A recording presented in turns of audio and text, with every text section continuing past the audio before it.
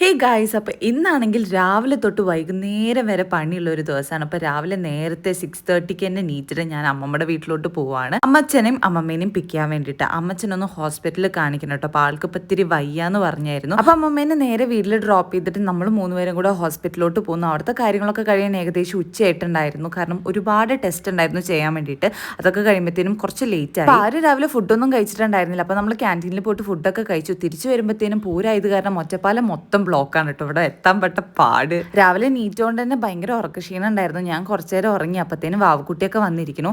ഇത് കഴിഞ്ഞിട്ട് പിന്നെ അമ്മച്ചനെ അമ്മമ്മേനെ തിരിച്ച് അങ്ങോട്ട് തന്നെ ആക്കി കൊടുക്കണം. പോണ വഴി ഒരു സർബത്തൊക്കെ കുടിച്ചു. പിന്നെ ഈ ഒരു ഗേറ്റ് ഞാൻ ക്രോസ് ചെയ്യേണ്ടതായിരുന്നു. പക്ഷെ ഒരു സെക്കൻഡ് ഗ്യാപ്പിന് ഗേറ്റ് ക്ലോസ് ആയി. അപ്പോൾ അവിടെ കുറേ നേരം നിൽക്കേണ്ടി വന്നു. പിന്നെ അവിടെ എത്തി ആന്റീനും കണ്ണനും അച്ഛനെയൊക്കെ കണ്ടു. പിന്നെ കണ്ണന്റെ ബർത്ത്ഡേ ആണ് വരുന്നത്. അപ്പോൾ അവനെ ഞങ്ങൾ ഇൻവൈറ്റ് ചെയ്യാണ് കേട്ടോ, വരണം എന്നൊക്കെ പറഞ്ഞു. പൂരത്തിന്റെ തലേ ദിവസം ആയത് കാരണം തന്നെ നല്ല തിരക്കുണ്ടായിരുന്നു. പിന്നെ ഈ ഒരു സമയത്ത് പപ്പ നാട്ടിലുണ്ടാവേണ്ടതായിരുന്നു കേട്ടോ. അതാണ് നമ്മുടെ മനസ്സിൽ ഫുള്ള്.